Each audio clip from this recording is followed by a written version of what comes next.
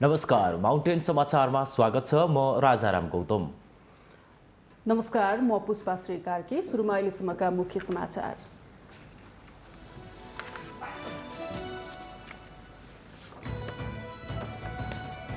सीमा क्षेत्रमा भारतीय ज्यादती बढ्दो, हेपाई प्रवृत्तिको सुधार कहिल्यै भएन। भारतीयबाट आफ्ना नागरिकलाई हेप्न नसक्ने बन्न बनाउन नसक्नु नेपालको पनि कमजोरी। एकता प्रक्रिया चलिरहेका बेला पार्टी गतिविधि तत्काल रोक्न माधव समूहको ओलीपछिसँग आग्रह। एकताका नाममा पार्टीका काम रोक्न नसकिने ओलीपछिको स्पष्टोक्ति। क्रियाशील सदस्यता विवादले काङ्ग्रेसको 14औं महाधिवेशनको कार्यतालिका प्रभावित। वडा अधिवेशन हुनुपर्ने मिति गुज्रिएसँगै काङ्ग्रेस मङ्सिरमा महाधिवेशन गर्ने सुरुमा। भूमि सम्बन्धी समस्या समाधान आयोग खारेज गर्ने सरकारको निर्णय बदर गर्न माग गर्दै सर्वोच्च अदालतमा रिट दायर। उत्कृष्टनको आदेशद्वारा निर्णय बदर गर्न माग। उत्पादनमूलक क्षेत्रमा लगानी केन्द्रित मौद्रिक नीति ल्याउन राष्ट्र ब्याङ्कलाई पूर्व अर्थमन्त्रीहरूको सुझाव। बैंक धनी तथा जनता र देश गरिब हुने अवस्था अन्त्य गर्न जोड। चीनले सन् 2021 भित्र विश्वका विभिन्न देशलाई 2 अर्ब मात्रा कोरोना खोप सहयोग गर्ने कोभ्याक्स कार्यक्रममा 1 करोड अमेरिकी डलर पनि दिने। र जापानमा जारी ओलम्पिकमा 36 स्वर्ण जित्दै चीन पहिलो स्थानमा कायमै। दोस्रो स्थानको अमेरिकाले 30 पदक जित्दा जापान 24 स्वर्णसहित तेस्रो स्थानमा।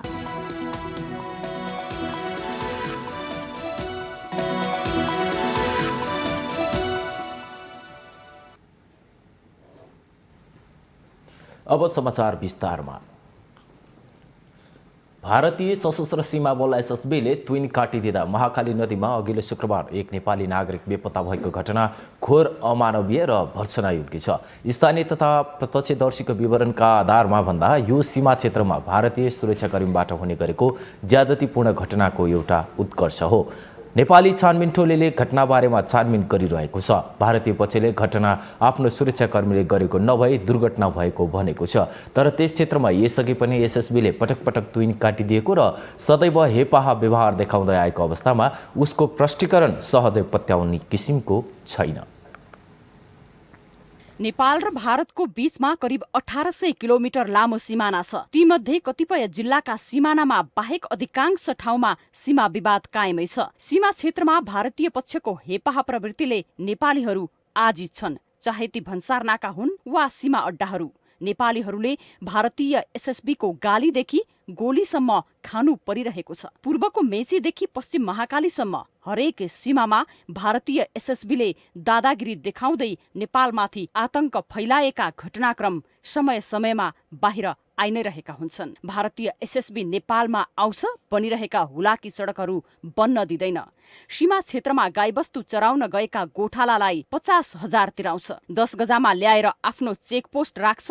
नेपाली भूमिमा आएर नेपालीलाई धम्क्याउँदै उठीबास लगाउँछ। नेपाली सुरक्षाकर्मीलाई धम्क्याउने हुर्मत गर्छ र प्रतिकार गर्दा नेपालीको ज्यानसम्म लिन्छ। तर नेपाल सरकारले यसको समाधान गर्न सक्दैन। अनुसन्धान टोली बनाएर जनताका आँखामा छारो हाल्ने र आलटाल गर्दै प्रतिवेदन तयार गर्ने बाहेक आजसम्मको कुनै पनि घटनामा नेपाल सरकारले उपलब्धिमूलक निर्णय गर्न सकेको छैन। यसैमध्ये पछिल्लो भारतीय एसएसबीको अमानवीयता घटना जयसिंह धामी सवार तुइन काण्ड हो। जुन घटना पश्चात महाकालीमा खसेका धामी बेपत्ता छन् भने सरकारले घटनाको सत्य तथ्य पत्ता लगाउन समिति गठन गरेको छ र गठित समिति दार्चुला पुगेर अनुसन्धान थालिरहेको छ। छानबिन गर्न दार्चुला पुगेको समिति 7 दिनपछि भारतीय बाटो हुँदै घटनास्थल पुगेर सदरमुकाम फर्किएको छ। समितिले घटनास्थलसम्म नेपाली सञ्चारकर्मीको टोली लग्न मानेन। बरु केही नेपालका सुरक्षाकर्मीको साथमा भारतका सुरक्षा अधिकारी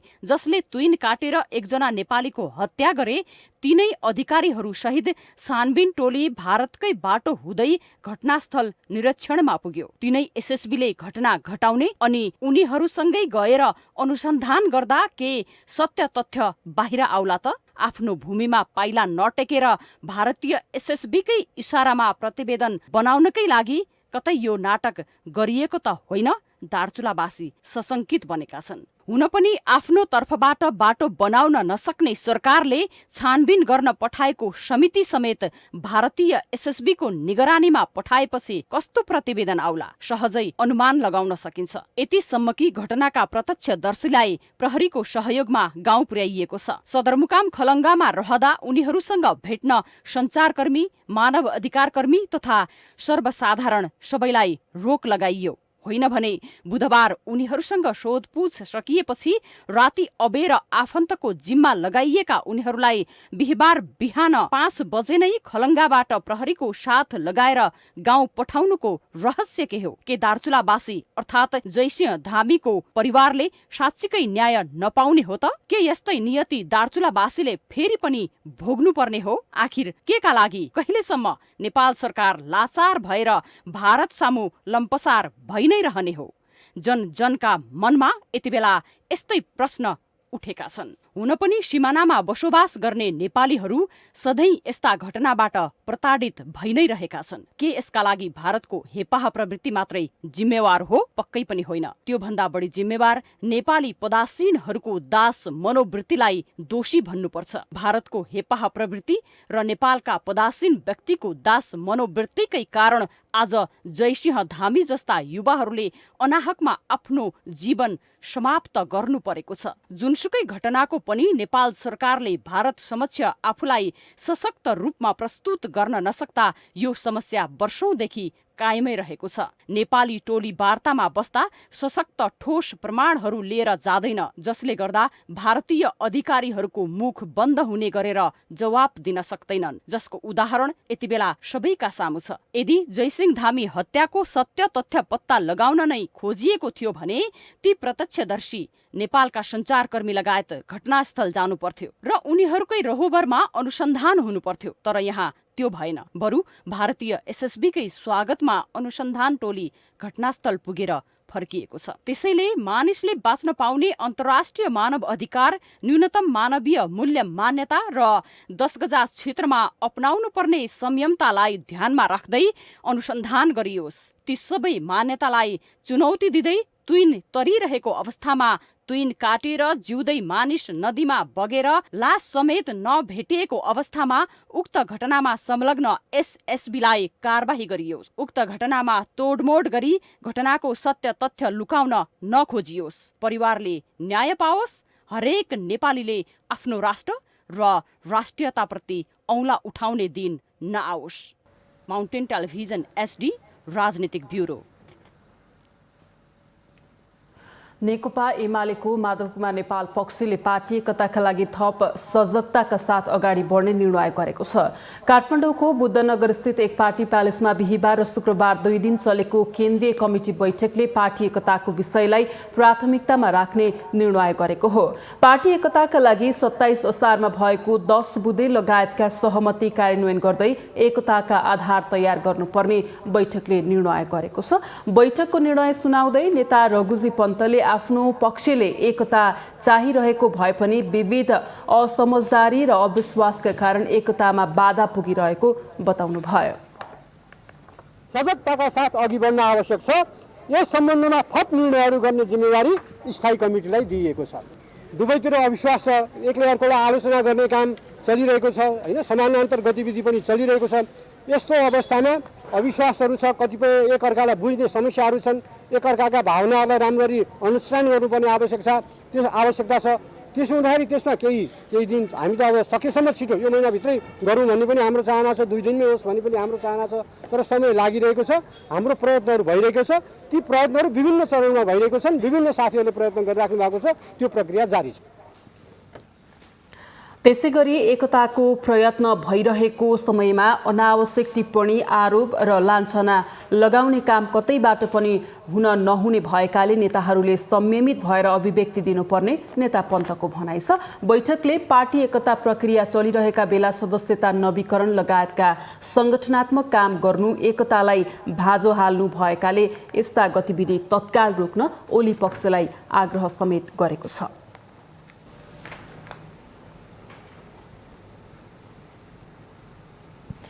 नेकपा एमालेको संस्थापन पक्षले एकताका नाममा पार्टीको काम रोक्न नसकिने बताएको छ। माधव कुमार नेपाल पक्षले पार्टीका सबै काम रोकेर एकताको वातावरण बनाउन भनिरहेको अवस्थामा अध्यक्ष केपी शर्मा ओली पक्षले भने पार्टी गतिविधि रोक्न नसकिने जवाब दिएको हो। प्रवक्ता पृथ्वी कुमार गेवालीले एकताका नाममा पार्टीका काम रोक्न नसकिने बताउनुभयो। विधान संशोधनमा समेट्नुपर्ने विषयबारे छलफल गर्न अध्यक्ष ओलीले बोलाएको स्थायी कमिटीको सदस्य प्रदेशका नेताहरू, विधान संशोधन समिति र राजनीतिक प्रस्ताव तयार पार्न गठित समितिका सदस्यहरूको बैठकपछि गेवालीले उक्त कुरा बताएका हुन्। स्थानीय तहको चुनाव नजिक आइरहेको पार्टी महाधिवेशन गर्नुपर्ने अवस्थामा पार्टीका काम रोक्न नसकिने गेवालीले बताउनुभयो। पार्टी गतिविधि रोक्नुपर्ने माग एमालेको हितमा नभएको पनि उहाँको भनाइ थियो। सत्तापछि आक्रामक रूपमा अघि बढेकाले प्रमुख प्रतिपक्षी आफ्ना काम रोकेर बस्न नसक्ने पनि गेवालीको भनाइ थियो।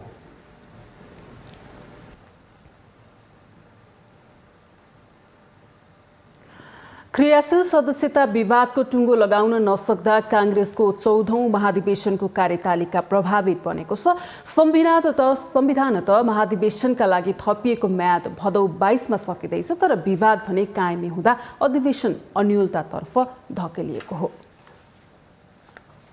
सत्तारूढ दल नेपाली कांग्रेसको आसन्न 14औं महाधिवेशन आगामी भदौ 16 देखि 19 गतेसम्म काठमाडौँमा गर्ने भए पनि कार्यतालिका प्रभावित बनेको छ। त्यही महाधिवेशनका लागि बनाइएको कार्यतालिका अनुसार गाउँ नगर वडा अधिवेशन साउन 12, प्रदेशसभा क्षेत्रीय अधिवेशन साउन 20 गते गर्ने तय गरिएको थियो। तर क्रियाशील सदस्यता विवादका कारण अधिवेशन हुन सकेन। वडा अधिवेशन हुनुपर्ने मिति गुज्रिएसँगै पालिका, क्षेत्रीय, जिल्ला, प्रदेश स्तरीय अधिवेशन पनि प्रभावित हुने निश्चित प्राय देखिएको छ, जसले गर्दा नेपाली कांग्रेसका नेता कार्यकर्ता नै अनुलमा परेका बेला नेता शंकर भण्डारीले भने निर्वाचन आयोगले दिएका विभिन्न विकल्पहरू अपनाएर केही ढिला भए पनि महाधिवेशन गरिसक्ने बताउनुहुन्छ। कांग्रेस जस्तो पार्टीको अधिवेशन समयमै हुन नसक्नु यो दुःखद विषय हो। पार्टीको समग्र भविष्यको लागि पनि यो दुःखद नै परिस्थिति हो र अहिले एउटा बाध्यात्मक र बडो अप्ठ्यारो परिस्थितिमा कांग्रेस पार्टी छ। हामीहरू त्यो अवस्थामा छौँ।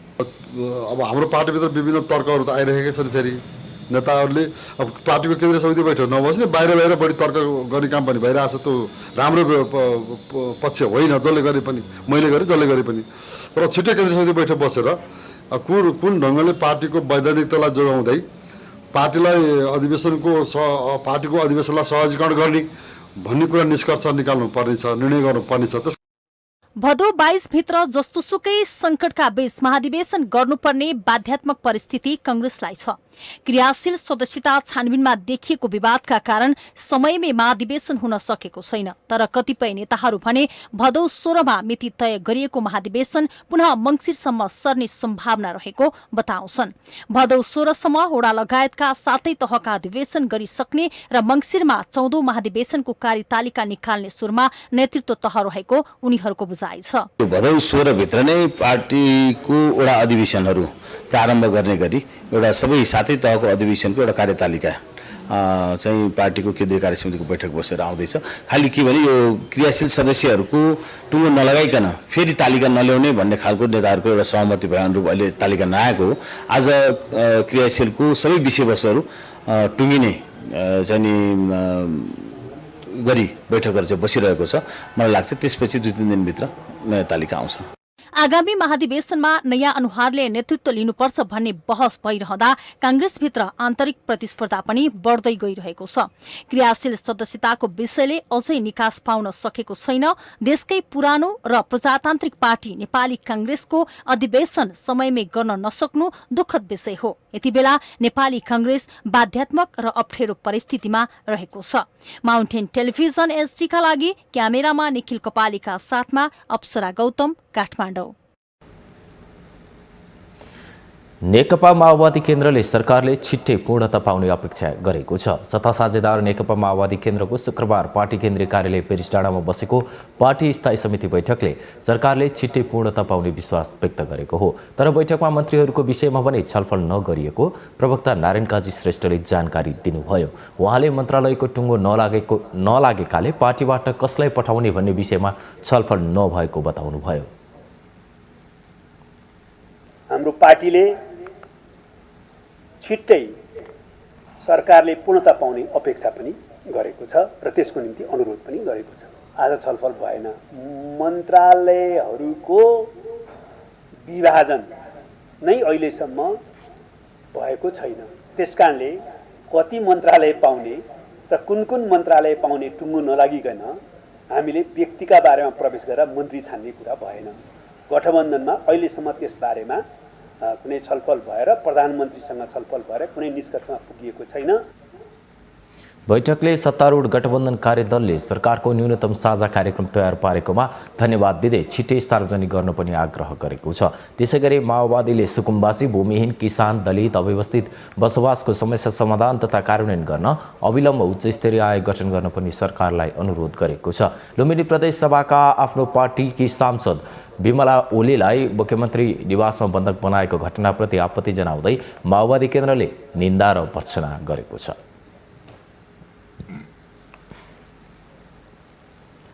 भूमि सम्बन्धी समस्या समाधान आयोग खारेज गर्ने सरकारको निर्णय बदर गर्न माग गर्दै सर्वोच्च अदालतमा रिट दायर भएको छ। अधिवक्ता प्रवेश केसीले भूमि सम्बन्धी समस्या समाधान आयोग खारेज गर्ने निर्णय उत्प्रेषणको आदेशद्वारा बदर गर्न माग गर्दै शुक्रबार सर्वोच्चमा रिट दर्ता गर्नुभएको हो। रिटमा प्रधानमन्त्री तथा मन्त्री परिषदको कार्यालय, प्रधानमन्त्री शेरबहादुर देउवा र भूमि व्यवस्था, सहकारी तथा गरिबी निवारण मन्त्रालयलाई विपक्षी बनाइएको छ। सरकारको निर्णय संविधानको धारा 37 ले आवासको हक प्रत्येक नागरिकलाई हुनेछ भनी गरेको व्यवस्थाको प्रतिकूल हुने रिटमा उल्लेख छ। सरकारले संवैधानिक दायित्व अन्तर्गत गठन गरेको आयोगलाई स्वामित्व ग्रहण नगरी राजनीतिक प्रेरणाबाट प्रभावित रही खारेज गर्दा नेपाली नागरिक, दलित समुदाय एवं भूमिहीन नागरिक हक अतिक्रमित भएको रिटमा जिकिर गरिएको छ। साउन 19 गतेको मन्त्री परिषद बैठकले भूमि सम्बन्धी समस्या समाधान आयोग खारेज गर्ने निर्णय गरेको थियो। अघिल्लो सरकारले भूमिहीन, दलित, सुकुम्बासी तथा अव्यवस्थित बसोबासीलाई जग्गा बाँड्न भन्दै देवी प्रसाद गेवालीको अध्यक्षतामा 2 वैशाख 2077 मा आयोग गठन गरेको थियो। उक्त आयोगले 77 वटै जिल्लामा पदाधिकारी नियुक्ति र कार्यालय खडा गरेको थियो।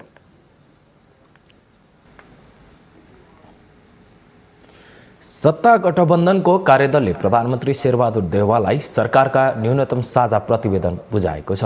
कार्यदलले शुक्रबार बालुवाटार पुगेर प्रधानमन्त्री देउवालाई प्रतिवेदन बुझाएको हो। प्रतिवेदनमा सरकार सञ्चालन सम्बन्धी कार्यविधि, न्यूनतम साझा कार्यक्रम र मन्त्रीहरूको आचार संहिताहरू उल्लेख गरिएको छ। कार्यदलले प्रभावकारी सरकार सञ्चालनका लागि सङ्घ, प्रदेश र जिल्लामा उच्चस्तरीय राजनैतिक समन्वय समिति गठन गर्न प्रस्ताव गरेको छ। त्यस्तै सङ्घ, प्रदेश र जिल्ला स्तरमा राजनैतिक समन्वय समिति गठन गर्ने र त्यसले सरकार सञ्चालनमा सहयोग पुर्याउने उल्लेख छ। यस्तै कार्यदलले प्रधानमन्त्री देउवा नेतृत्वको सरकारमा मन्त्रीले पालना गर्नुपर्ने आचार संहिता पनि बनाएको छ। उक्त आचार संहिता 14 बुँदाको छ। सरकार सञ्चालन गर्न 10 बुँदे कार्यविधि पनि बनाइएको छ। कार्यदलले करिब 2 सातासम्म छलफल गरेर तयार पारेको 18 पृष्ठ लामो प्रतिवेदन प्रधानमन्त्री र शीर्ष नेताहरूलाई बुझाइएको हो। माउन्टेन समाचारमा पालो भएको छ विश्रामको।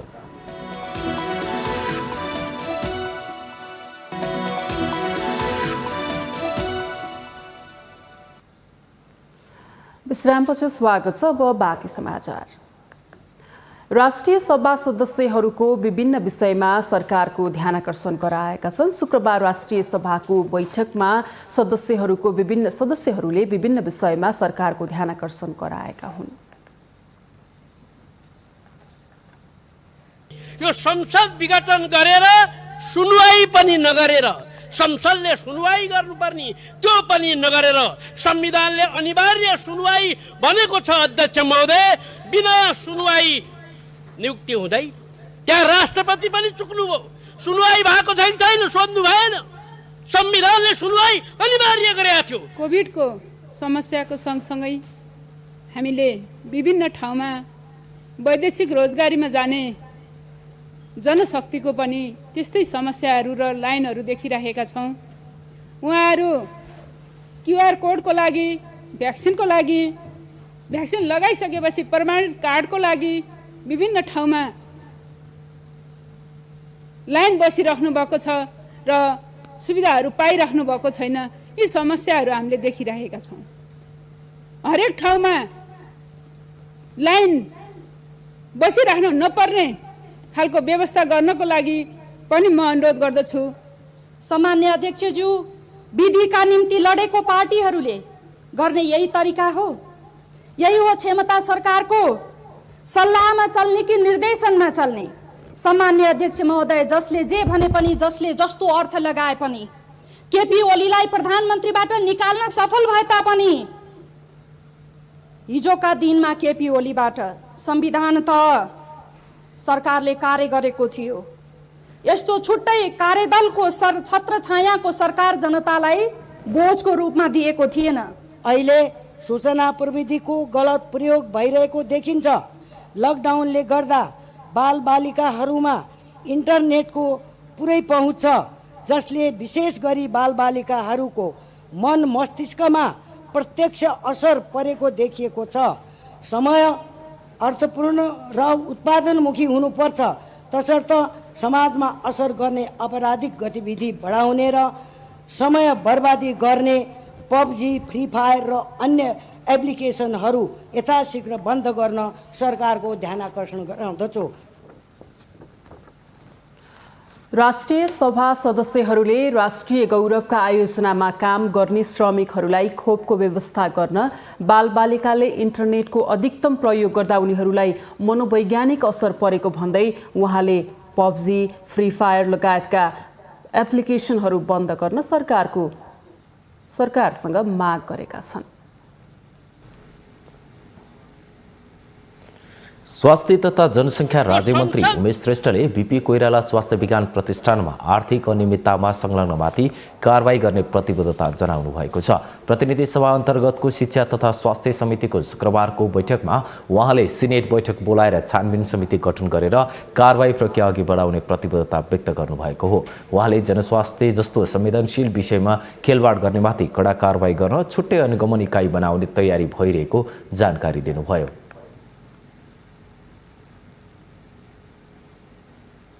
बीपी कोइराला स्वास्थ्य प्रतिष्ठानमा चाहिँ सरकारले गम्भीर भएर चाँडै सिनेट बोलाएर छानबिन समिति बोलाएर चाहिँ कारबाही गर्ने चाहिँ सरकारको प्रतिबद्धता जाहेर चाहिँ गर्छ। अनि यति भनौँ, यसपछि उठेका कुराहरूमा मैले टिपेको छु। मान्यज्यूहरूबाट एकदम गहन सुझाव र गहन चाहिँ सुझाव आएको छ। त्यसलाई पनि हामीले समग्र स्वास्थ्य क्षेत्रको सुधारको लागि चाहिँ सबै मिलेर अगाडि जानुपर्छ जस्तो लाग्छ।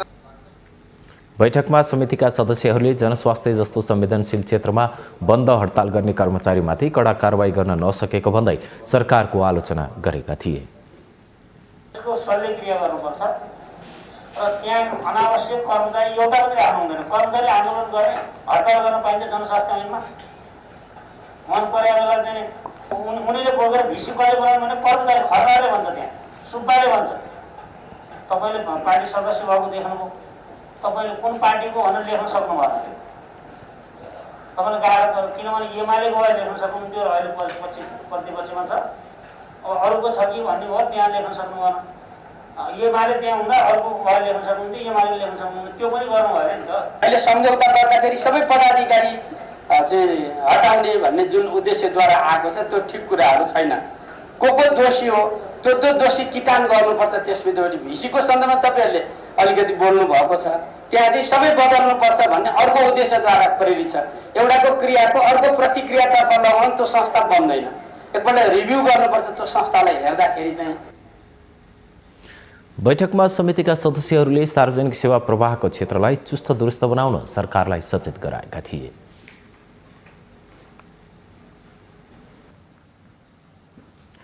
कोरोना विरुद्धको भेरोसेल खोपको दोस्रो मात्रा लगाउने अभियान शुक्रबारदेखि सुरु भएको छ। गत असार 29 गतेदेखि भेरोसेलको पहिलो मात्रा लगाएकालाई शुक्रबारदेखि दोस्रो मात्रा लगाउने अभियान सुरु भएको हो।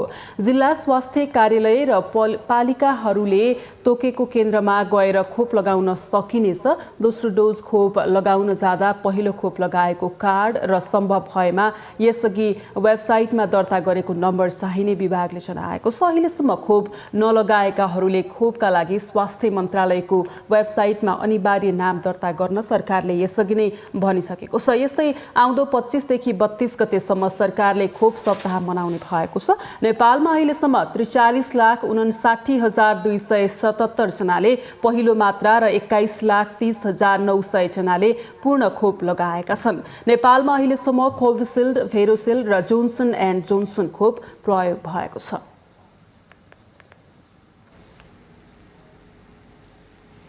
सुदूरपश्चिम प्रदेशको कञ्चनपुर जिल्लामा पर्ने पुनर्वास नगरपालिका वडा नम्बर 4 स्थित आनन्द बजार निवासी गोविन्द गौतमले देशको सीमा सुरक्षाका लागि प्राण आहुति गरेको 4 वर्ष बितिसकेको छ। 2073 फागुन 26 गते स्थानीय कारगिल डाँडा नजिकै कलभट निर्माणका क्रममा भएको विवादमा भारतीय सीमा सुरक्षा बलको गोली लागेर गोविन्द गौतमको मृत्यु भएको थियो। 4 वर्षमा सीमा विवाद त समाधान भएन नै गौतमको परिवार पनि छिन्नभिन्न भएको छ। सरकारले गोविन्द गौतमलाई शहीद घोषणा गरे पनि औपचारिकतामा मात्रै सीमित भएको छ। देशको सीमा रक्षाका लागि प्राण आहुति गरेका शहीद गोविन्द गौतमका सपना अझै पूरा हुन सकेको छैन। गौतमलाई शहीद घोषणा गर्दा नेपालका नेता, अभियन्ता र राज्यका उच्च निकायमा रहेकाहरूले सीमा समस्याको दीर्घकालीन समाधान गर्न जनाएको प्रतिबद्धता अझै पूरा भएको छैन। सत्ता फेरिए, शासक फेरिए, तर सीमावर्ती जनताको समस्या भने जिउका तिउँ छ। हामीले जग्गा नपाइदिन्छौँ, सीमामा गएर गोविन्द गौतम आत्मसमर्थन गरेर गयो। त्यसको बारेमा हामीले बाबुआमालाई धेरै नै सेवा गर्छौँ। हामीले लालपोती दिलाउँछौँ, जग्गा नापी गरिन्छौँ, कति धुर छ, कति कट्ठा छ, कति बिघा छ। हामीले त्यति गरेर निर्माण गराएर कसैले केही धक्काधुक्की नलाउने विचारले हामीले राखिन्छौँ भन्ने भनेका हुन्। त्यहाँदेखि चुनाव भयो, दिखा गर्न छोडे, कोही आश्वासन दिन छोडे, त्यति आजलाई आउन पनि छोडे। सीमा समस्या सँगसँगै शहीद परिवारको पनि बिचल्ली भएको छ। राज्यको उदासीनताले शहीद परिवारको सम्मान हुन सकेको छैन। सीमा विवाद समाधानका लागि सरकारले ठोस पहल नगर्दा भारतले सो क्षेत्रको सीमा निर्धारण गर्ने 200 नम्बरको जङ्गे पिल्लर नै गायब पारेको छ।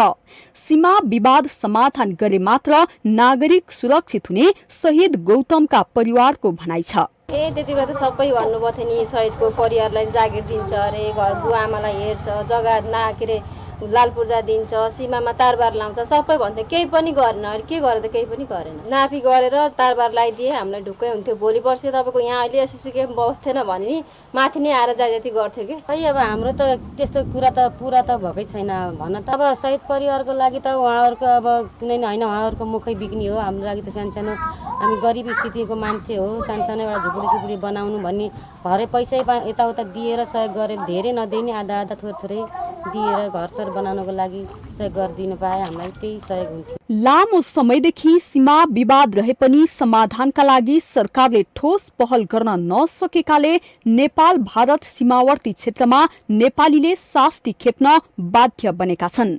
शहीदको सम्मानका लागि सरकारले ढिलो नगरी सीमावर्ती जनताको समस्या समाधान गर्नुपर्दछ। सीमा रक्षार्थ शहीद भएकाको सपना पूरा गर्न नेपालको उच्च निकायबाट अविलम्ब कूटनीतिक कदम चाल्न जरुरी छ। माउन्टेन टेलिभिजन एचडी का लागि कञ्चनपुर सहकर्मी किशोर तामाङको रिपोर्ट। पश्चिम नवलपरासीका उखु किसानहरूले अझै पनि 3 करोड रुपैयाँ भुक्तानी पाएका छैनन्। किसानहरूले 4 वर्ष अघिदेखि बाँकी रहेको बक्यौता रकम भुक्तानी नपाएका हुन्। लुम्बिनी चिनी मिलबाट 1 करोड 80 लाख रुपैयाँ र इन्दिरा सुगर इन्डस्ट्रिज प्रालीबाट 1 करोड 20 लाख रुपैयाँ गरी कुल 3 करोड रुपैयाँ भुक्तानी पाएका छैनन्। भुक्तानी दिलाउन प्रशासन कार्यालय र सम्बन्धित निकायले चासो नदिएको उखु उत्पादक किसान संघले जनाएको छ। बाँकी 18 करोड रुपैयाँ बक्यौता रकम मध्ये 15 करोडसम्म भुक्तानी भइसकेको छ। अझै 3 करोड रुपैयाँ भुक्तानी दिन बाँकी छ। बाँकी रकम भुक्तानी गर्न पटक पटक ताकेता गर्दा पनि उद्योग सञ्चालकले आलताल गर्दै आएको किसानहरूको गुनासो छ। बाँकी रकम छिटो भुक्तानी नदिए उद्योग विरुद्ध आन्दोलनमा उत्रने किसानहरूले चेतावनी दिएका छन्। भुक्तानी लामो समयसम्म पाउन नसक्दा उखु किसानहरूले व्यवसायमा थप लगानी गर्न सकेका छैनन्, जसका कारण जिल्लामा उखु उत्पादन उत्पादन घट्दो अवस्थामा छ। विगतमा 7,500 हेक्टर क्षेत्रफलमा उखु खेतीबाट 32 लाख क्विन्टलसम्म उखु उत्पादन हुने गरेको थियो। अहिले भने जम्मा 5,000 हेक्टर क्षेत्रफलमा मात्रै उखु उत्पादन हुने गरेको छ। जिल्लामा लुम्बिनी चिनी मिल, इन्दिरा सुगर इन्डस्ट्रिज, बागमती खाडसारी चिनी उद्योग गरी 3 ठूला उद्योगहरू रहेका छन्। इन्दिरा र लुम्बिनी चिनी मिल विगत 3 वर्ष यता बन्द छन्। माउन्टेन समाचारमा पालो भएको छ विश्रामको।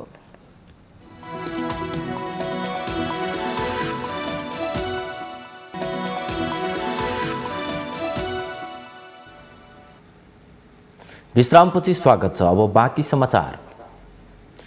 जग्गाको नाप नक्साको कार्य सुरु भएपछि कैलालीको धनगढी उपमहानगरपालिकाका नागरिक खुसी भएका छन्। सरकार परिवर्तनसँगै भूमि सम्बन्धी समस्या समाधानका लागि बनेका आयोगहरू खारेजी भए पनि स्थानीय सरकारले भने भूमिहीनको व्यवस्थापनमा चासो दिएको छ। उपमहानगरपालिकाले नगर क्षेत्रभित्र रहेका जग्गाको नाप नक्सा कार्य सुरु गरेपछि वर्षौंदेखि लालपूर्जाविहीन नागरिकहरू खुसी भएका छन्। धनगढी उपमहानगरपालिकाले वडा नम्बर 9बाट नाप नक्सा कार्य सुरु गरेको छ। वर्षौंदेखि लालपूर्जाविहीन नागरिकहरूमा लालपूर्जा प्राप्त हुने आशा पलाएको छ। सरकारले सुकुम्बासी आय खारेज गरे पनि स्थानीय तहले भने भूमिहीनको व्यवस्थापन गर्ने जनाएको छ। धेरै राम्रो कुरा हो योको। अब यो भन्नु नै हामीले पनि यहाँ लगभग आधा उमेर गइसक्यो। अहिलेसम्म ऐलानी जग्गा यो अहिलेसम्म नापी पनि भएको थिएन। धेरै खुसीको कुरा हो। तर अब कस्तो खुसीले हुन्छ, तर हुनुपर्छ। यहाँ आधा लुम्बरी जग्गा छ यतातिर, आधाभन्दा पनि बढी ऐलानी जग्गा छ अहिलेसम्म। यो अहिलेसम्म ऐलानीमा बसेछौँ भनेर अब हाम्रो जग्गा नम्बरी हुन्छ भनेर धेरै खुसी लाग्दैछ। उपमहानगरपालिकाको वडा नम्बर 9मा रहेको जग्गाको नाप नक्सा कार्य 2 हप्तामै सक्ने गरी काम भइरहेको छ। यहाँ नाप नक्सा हामी 9 नम्बर वडाबाट सुरु गरिरहेछौँ। अब 9 नम्बर वडाको काम लगभग हामी 15-16 दिनमा सिद्ध्याउँछौँ। यो नापेपछि त्यसपछि हामी अफिस वर्क गर्छौँ। अफिस वर्क सिद्धेपछि अनि बल्ल पूर्जा वितरणको कार्यक्रम हुन्छ। वडामा हालसम्म करिब 465 जना अव्यवस्थित बसोबास गर्ने नागरिकहरू रहेका छन्। 75 जना बढी सुकुम्बासीले जग्गा नाप नक्साका लागि वडामा निवेदन दिएका छन्। लागत सङ्कलन इकाइ गठन गरेर यो जग्गाको ऐलानी प्रति सरकारी जग्गा यी तपाईँको सुकुम्बासी भूमिहीन दलित यी के कति छन् भनेर यसको लागत सङ्कलन गर्ने कार्य पहिलो चरणमा गऱ्यौँ। लागत सङ्कलन अनुसार हामीसँग 465 जना अवस्थित बसोबासी छन्। 70-75 जनाको आधारमा यी सुकुम्बासीहरू छन्। त्यस पश्चात हामीले यी सबैको लागत सङ्कलन गरे पश्चात यो वडामा सर्वप्रथम यो कन्ट्रोल पोइन्ट बिछ्याउने काम गरियो। यो वर्षभित्र नै सबै वडामा लालपूर्जा वितरण गर्ने तयारीका साथ धनगढी उपमहानगरपालिकाले काम गरिरहेको छ। हामी अब लालपूर्जा दिनेमै यो अहिलेको जो आजको प्रक्रिया सुरु भएको छ, यो हामीले 4वटा वाडामा पोइन्ट लिइसकेका छौँ। 4वटा वाडामा पोइन्ट लिइसकेका छौँ र अन्य वाडामा पनि हामी निरन्तर रूपमा पोइन्ट लिने प्रक्रियामा अगाडि बढेका छौँ। र सँगसँगै दुईटै कामहरू हामी सँगसँगै अगाडि बढाइराखेका छौँ। लालपूर्जा पनि दिँदै जाने र अन्य वाडामा पनि हामी बढ्दै जाने प्रक्रियामा छौँ। हामी सम्भवतः सबै कुरा मिल्यो र सङ्घीय सरकारले यसलाई तदुक्ताका साथ अगाडि बढायो भने हामी सम्भवतः यो वर्षभित्र सबै वाडामा हामी लालपूर्जा वितरण गर्न सक्ने अवस्थामा रहन्छौँ। सरकार परिवर्तनसँगै भूमि सम्बन्धी समस्या समाधानका लागि बनेका आयोगहरू खारेज हुँदा नागरिकहरू वर्षौंदेखि लालपूर्जाविहीन भएका छन्। अझै पनि भूमिहीनहरू लालपूर्जा पाइन्छ भन्नेमा ढुक्क भने छैनन्। माउन्टेन टेलिभिजन एचडीका लागि कैलालीबाट श्रवण देउवाको रिपोर्ट। सुनसरीको इटहरी लागु औषधको ट्रान्जिट पोइन्ट बन्दै गएको छ। भारतीय बजारबाट आयात हुने लागु औषधि पहाडी जिल्लाहरूमा राम्रो मूल्यमा बिक्री हुने भएकाले प्रयोगकर्ताले इटहरीलाई केन्द्रमा राखेर खरिद बिक्री गर्ने गरेको खुलासा भएको छ। खुल्ला सिमाना र प्रहरी संयन्त्र पर्याप्त नहुनाले पछिल्लो समय लागु औषधको मुख्य केन्द्र सुनसरीको इटहरी बन्दै गएको छ। गाँजा, चरिस, ब्राउन सुगर, फेनार्गन, खैरो हिरोइन लगायतका लागु औषध खरिद बिक्री हुने गरेको छ। आर्थिक वर्ष 2076-77मा 31 जना पक्राउ गरेको इलाका प्रहरी कार्यालयले आर्थिक वर्ष 2077-78मा यो संख्या वृद्धि भई 49 जना पक्राउ गरेको छ। यस समूहमा 21 जना 21 देखि 25 वर्ष उमेर समूहका रहेका छन्। त्यस्तै मुद्दा दर्तामा अघिल्लो आर्थिक वर्षमा 24वटा दर्ता भएका थिए भने 2077-78मा 27वटा दर्ता भएका छन्। आर्थिक वर्ष 2077-78मा ब्राउन सुगर 279 ग्राम, नाइट्रोभेट 1701 ट्याब्लेट, नाइट्रोजन 17038 ट्याब्लेट लगायतको लागु औषध बरामद गरेको प्रहरीको आँकडामा उल्लेख छ। कोरोना भाइरसका कारण विद्यालय जान नपाएका विद्यार्थी लागु औषधमा फस्ने गरेको प्रहरीको भनाइ छ। अनलाइन पठन पाठन गर्ने नाममा विद्यार्थीले मोबाइलबाट सञ्जाल बनाई थोरै पैसाको लोभमा लागु औषध ओसार पसारमा फस्ने गरेका छन्। पक्राउमा पनि 31 को ठाउँमा 49 जना चाहिँ 18 जना चाहिँ बढी पक्राउ परेको अवस्था छ। त्यसैगरी पक्राउका सामानहरू हेर्ने हो भने पनि गत आर्थिक वर्ष जम्मा 13 ग्राम 40 मिलिग्राम मात्रै ब्राउन सुगर पक्राउ परेको अवस्था रहेछ भनेदेखि अहिलेको आर्थिक वर्षमा 279 ग्राम 240 मिलिग्राम भनिसकेपछि तपाईँ कम्पेरिजन गर्नुहोस्, यो चाहिँ एकदमै धेरै मात्रामा चाहिँ बरामद भएको अवस्था छ। यी लगायत थुप्रै ट्याब्लेटहरू चाहिँ अनि तपाईँको चाहिँ अरू गाँजाहरू पनि बढी नै देखिन्छ। लागु औषधले प्रहरीलाई थप चुनौती दिइरहेको छ। अर्कोतर्फ भर्खर उच्च शिक्षाको अध्ययन गर्ने युवाको भविष्य समेत खेर गइरहेको छ। प्रहरी प्रशासनले चुस्त दुरुस्तका साथ यसको पहिचान गर्ने र कडा कारबाही गर्नुपर्ने हुन्छ। र अर्को कुरा अब अभिभावकले पनि आफ्नो छोराछोरी आफ्नो सन्तानहरू के गर्दैछन्, कता जाँदैछन्, स्कुल गएको गएन होइन, पढ्छ पढ्दैन, टाइममा घर आउँछ आउँदैन, उसका साथीहरू कस्ता छन्, त्यो सबै निगरानी गर्न सक्यो भने मात्रै यसबाट मुक्ति मिल्छ। सङ्खुवासभा, तेह्रथुम, यता खोटाङतिर लगायतका जिल्लाहरूको पनि ट्रान्जिट पोइन्ट भएको कारणले गर्दाखेरि उता पनि सप्लाई हुने देखिन्छ। उता पनि सप्लाई हुने, इटरीबाट चाहिँ उता महँगो मूल्यमा बिक्री हुने, तर उनीहरूको लागि यहाँ सस्तो पर्ने भएको कारणले गर्दाखेरि पनि इटरी चाहिँ ट्रान्जिट पोइन्ट भएर के गर्ने अब वे फाइन्ड आउट गर्ने क्रममा चाहिँ यतातिर फसेको भन्ने चाहिँ फसेको हो कि भन्ने चाहिँ एउटा आकलन गर्न सकिन्छ। दिनानुदिन बढ्दै गइरहेको लागु औषध कारोबारलाई कम गराउन प्रहरी प्रशासन, स्थानीय तह लगायत सम्बन्धित निकायले गम्भीर भएर सोच्न जरुरी छ। नभए भोलिका दिनमा यस कारोबारले इटहरी मात्रै होइन देशका ठूला शहरमा समेत विकराल रूप लिने निश्चित छ। माउन्टेन टेलिभिजन एचडीका लागि सुनसरी सहकर्मी विनोद आचार्यको रिपोर्ट। हामीसँग आर्थिक, अन्तर्राष्ट्रिय र खेल समाचार बाँकी नै छन्। माउन्टेन समाचारमा पालो भएको छ विश्रामको।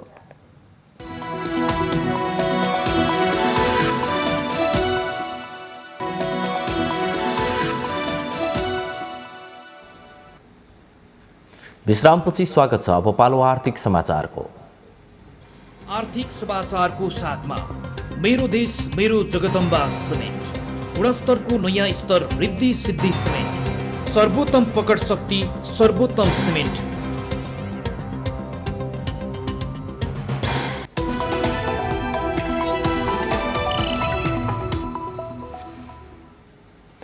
पूर्व अर्थमन्त्रीहरूले उत्पादनमूलक क्षेत्रमा लगानी केन्द्रित हुने गरी मौद्रिक नीति ल्याउन नेपाल राष्ट्र बैंकलाई सुझाव दिएका छन्। प्रतिनिधि सभा अर्थ समितिको शुक्रबारको बैठकमा पूर्व अर्थमन्त्रीहरूले निर्यातमूलक उत्पादनशील क्षेत्रमा लगानी केन्द्रित हुने गरी मौद्रिक नीति ल्याउन सुझाव दिएका हुन्।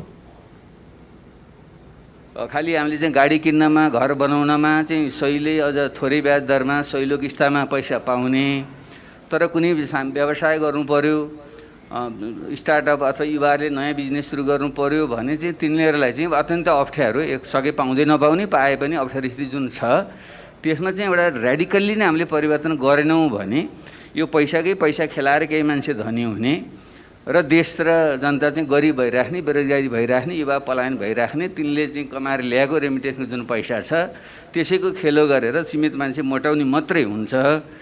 मूलतः निर्यातमूलक र उत्पादनमूलक क्षेत्रको लगानी र रोजगार सृजना गर्ने क्षेत्रको लगानीलाई चाहिँ केन्द्रित गरेर तिमी चाहिँ यो बनाऊ, नीति बनाऊ भन्ने कुरालाई फोकस गरौँ एक नम्बर।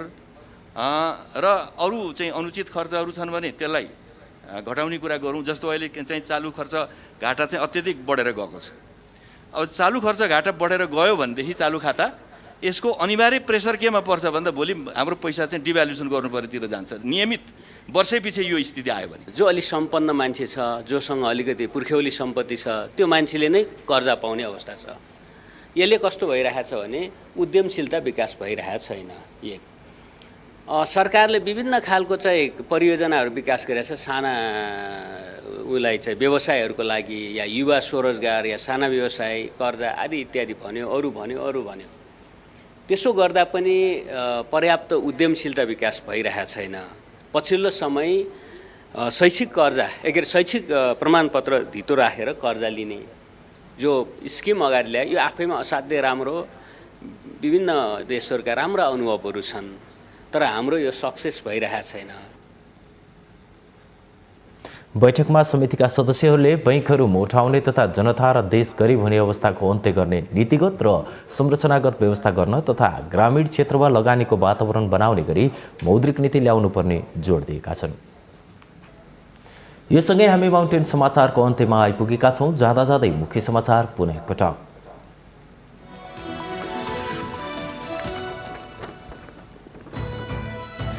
सीमा क्षेत्रमा भारतीय ज्यादती बढ्दो हेपा प्रवृत्तिको सुधार कहिल्यै भएन। भारतीयबाट आफ्ना नागरिकलाई हेप्न नसक्ने बन्न बनाउन नसक्नु नेपालको पनि कमजोरी। एकता प्रक्रिया चलिरहेका बेला पार्टी गतिविधि तत्काल रोक्न माधव समूहको ओली पक्षसँग आग्रह। एकताका नाममा पार्टीका काम रोक्न नसक्ने ओली पक्षको स्पष्टोक्ति। क्रियाशील सदस्यता विवादले काङ्ग्रेसको 14औं महाधिवेशनको कार्यतालिका प्रभावित। वडा अधिवेशन हुनुपर्ने मिति गुज्रिएसँगै काङ्ग्रेस मङ्सिरमा महाधिवेशन गर्ने सुरमा। भूमि सम्बन्धी समस्या समाधान आयोग खारेज गर्ने सरकारको निर्णय बदर गर्न माग गर्दै सर्वोच्च अदालतमा रिट दायर। उत्प्रेषणको आदेशद्वारा निर्णय बदर गर्न माग। उत्पादनमूलक क्षेत्रमा लगानी केन्द्रित मौद्रिक नीति ल्याउन राष्ट्र बैंकलाई पूर्व अर्थमन्त्रीहरूको सुझाव। बैंक धनी तथा जनता र देश गरिब हुने अवस्था अन्त्य गर्न जोड। चीनले सन् 2021 भित्र विश्वका विभिन्न देशलाई 2 अर्ब मात्रा कोरोना खोप सहयोग गर्ने कोभ्याक्स कार्यक्रममा 1 करोड अमेरिकी डलर पनि दिने। र जापानमा जारी ओलम्पिकमा 36 स्वर्ण जित्दै चीन पहिलो स्थानमा कायम। दोस्रो स्थानको अमेरिकाले 30 पदक जित्दा र जापान 24 स्वर्णसहित तेस्रो स्थानमा।